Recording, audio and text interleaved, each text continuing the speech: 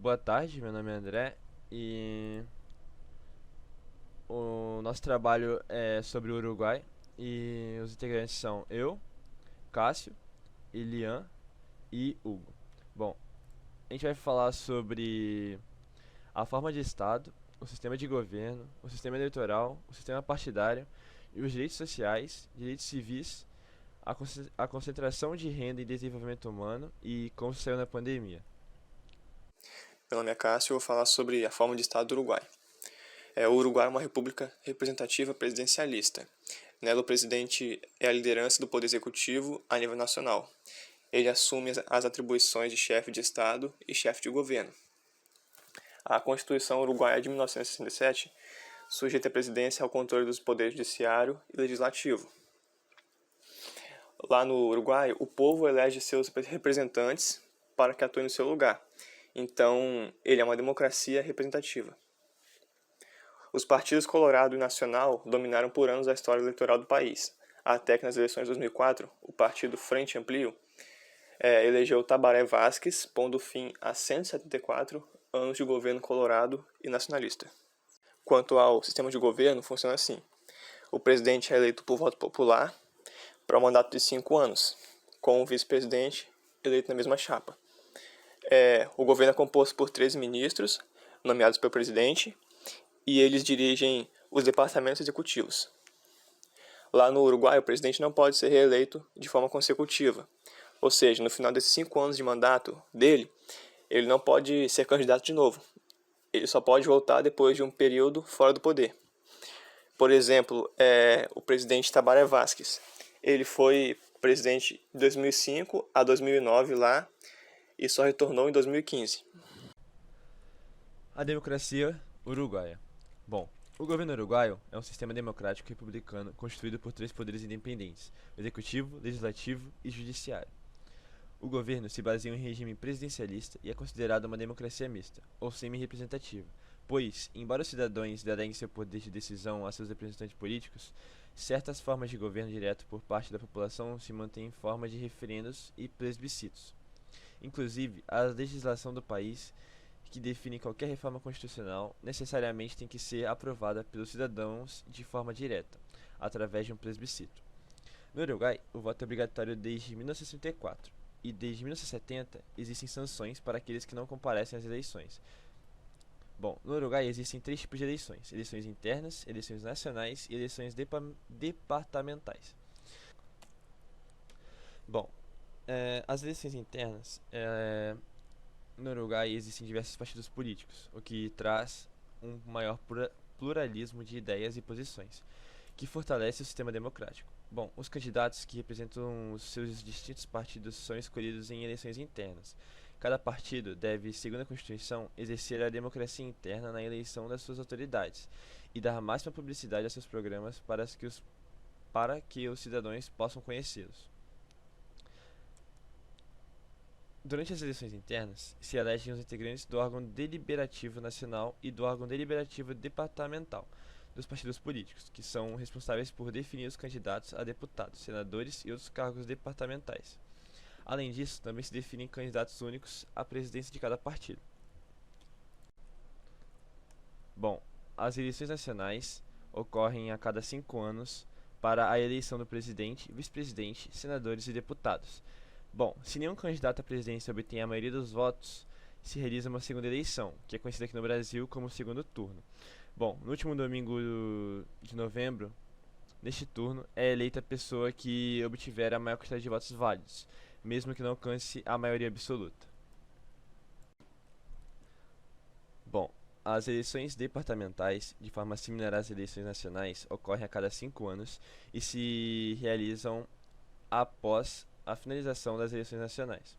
Bom, o Uruguai está dividido em 19 departamentos e cada departamento é governado por um intendente, com função similar a um governador do Brasil, e uma junta departamental constituída por 31 membros que atuam como poder legislativo departamental.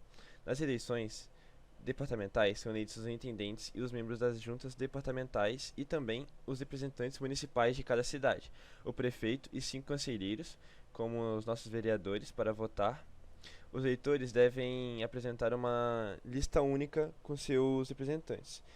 departamentais e outra listas com os seus candidatos municipais de preferência. O Uruguai é uma república representativa presidencialista, ou seja, o presidente é quem assume simultaneamente as atribuições de chefe de Estado e de chefe de governo. É a liderança do poder executivo a nível nacional. A Constituição Uruguai de 1967 sujeita a presidência e o controle dos poderes judiciário e legislativo. O Uruguai tem um sistema político partidário consolidado, muito estável e com flutuações eleitorais relativamente baixas. Atualmente, os maiores partidos políticos do país são a Frente Ampla, de ideologia social-democrata, Partido Nacional, de ideologia conservadora, e o Partido Colorado, de ideologia liberal. Boa tarde, meu nome é André e eu vou falar sobre os direitos sociais do Uruguai. Bom, entre eles estão o direito à educação, à saúde, à alimentação, ao trabalho, à moradia, ao lazer, à segurança, à previdência social, à proteção à maternidade, à infância e à assistência aos desamparados. Bom, o primeiro deles que eu vou falar vai ser sobre o pioneiro em divórcio, que em 1907 o Uruguai aprovou a lei do divórcio, porém só em 1913 ela avançou mesmo e autorizou as mulheres a divorciarem-se de acordo com a sua própria vontade, deixando-se de ser um divórcio que exigia o consenso do marido. Bom, o segundo é a jornada de 8 horas de trabalho, que já faz há mais de um século, que foi basicamente em 1915, quando era comum que as pessoas em todo o planeta trabalhassem a maior parte do dia. O Uruguai implementou a jornada de 8 horas de trabalho. Bom, o terceiro, que é a primeira uruguaiana a votar, foi uma brasileira. No dia 3 de julho de 1927, no vilarejo de Cerro Chato, as mulheres votaram formalmente pela primeira vez na história da América Latina. Nessa ocasião, foi um plebiscito local para definir uma mudança nas fronteiras municipais. A Corte Eleitoral determinou que as pessoas ali residentes, sem distinção de nacionalidade ou sexo, podiam votar. Dessa forma, a primeira mulher a votar foi Rita Ribeiro, uma afrodescendente de 90 anos de idade. Além disso, ela também foi a primeira mulher em toda a América Latina em votar. Em 1972, o parlamento aprovou a lei de voto para as mulheres em todo o território do Uruguai. Bom, o quarto é o aborto em 2 etapas. O Uruguai foi um dos primeiros países a legalizar o aborto, que em 1964, mas a lei só durou até 1967, quando foi revogada pelo ditador Gabriel Terra. Décadas depois, o assunto voltou ao parlamento. E em 2012, com respaldo da opinião pública, foi aprovada novamente a despenalização, que entrou em vigência em 2013. De lá para cá, a mortalidade materna caiu e é a segunda menor do continente, depois do Canadá. Antes da lei, o Uruguai era local de 33 mil abortos clandestinos por ano. Após a implementação da lei, os abortos quase todos realizados de forma legalizada despencaram para uma média de 9.500 por ano. Bom, o quinto, direitos para os homossexuais. Em 2007, o Uruguai se tornou o primeiro estado latino-americano a contar com uma lei de união civil entre pessoas do mesmo sexo em todo o seu território. Em 2013, foi um passo além, aprovando o casamento entre pessoas do mesmo sexo, nesse quesito 3 anos depois da Argentina. Bom, em 2009, o parlamento já havia autorizado a adoção de crianças por casais homossexuais. A comunidade gay também foi beneficiada em 2010, com o fim das restrições à sua entrada nas Forças Armadas. Em 2008, em sintonia com legislações escandinavas, o parlamento aprovou uma lei que castiga os pais que infligem punições físicas a seus filhos. Bom, a sexta, liberdade para morrer. Em 2009, o parlamento aprovou a lei eutanásia. Com ela, os doentes terminais podem expressar sua vontade de interromper tratamentos médicos para não prolongar a vida. A lei ficou popularmente conhecida como Lei da Vontade Antecipada, ou Lei do Bom Morrer. No entanto, vários setores criticam o fato de que um paciente em estado vegetativo não é contemplado pela lei, já que não pode expressar sua vontade. Bom, a sétima, cannabis regulada e com business gastronômico. Em 2013, aprovou a lei da regulação de produção e comercialização da maconha. Primeiro, autorizaram a produção doméstica, isto é, o autocultivo, com um máximo de 6 plantas por pessoa.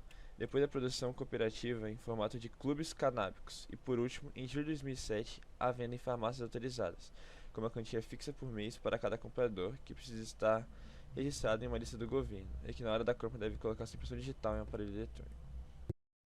O país é conhecido por ser pioneiro em medidas relacionadas com direitos civis e democratização na sociedade. Em 1907, foi o primeiro país a legalizar o divórcio e, em 1932, o segundo país da América a conceder às mulheres o direito ao voto. Em 2007, foi o primeiro país sul-americano a legalizar uniões civis entre pessoas do mesmo sexo e a permitir a adoção homoparental. Em 2013, o país se tornou a segunda nação sul-americana a aprovar o casamento entre pessoas do mesmo sexo e o primeiro do mundo a legalizar o cultivo, a venda e o consumo da cannabis. No Uruguai, é assegurada a publicidade dos processos judiciais. As decisões são obrigatoriamente públicas e motivadas. Para facilitar o acesso do público às informações, o Judiciário implantou em todos os juizados e tribunais um sistema de identificação dos processos.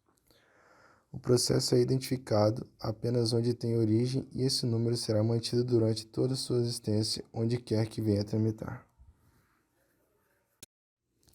A Constituição da República Oriental do Uruguai, aprovada em 1967, não reconhece expressamente o direito ao respeito pela vida privada e à proteção dos dados pessoais. O Uruguai, apesar de ser o segundo menor país da América Latina, ele tem um índice de desenvolvimento humano consideravelmente alto, podendo ser considerado o terceiro maior país com IDH da América Latina. Tá, mas e durante a pandemia? Durante a pandemia, o Uruguai, assim como todo mundo, sofreu diversos fatores negativos. Tais fatores contribuíram para que o índice de desenvolvimento humano reduzisse um pouco. Atualmente, o índice de desenvolvimento humano do Uruguai é considerado em 0,817. O índice de Gini do Uruguai, segundo dados de 2014, é de 0,67, que é muito maior do que o índice de renda per capita, ou seja, tem uma consideração maior da renda por um determinado grupo do que pelas pessoas em geral. O índice per capita ele é de 0,39, sendo então o índice de Gini 0,67, quase o dobro. Assim como todo mundo em geral, o Uruguai sofreu muito com a pandemia do coronavírus, tendo seu pior momento em abril. Atualmente, segundo os dados mais recentes, o Uruguai teve cerca de 400 mil infectados, tendo 6 mil óbitos.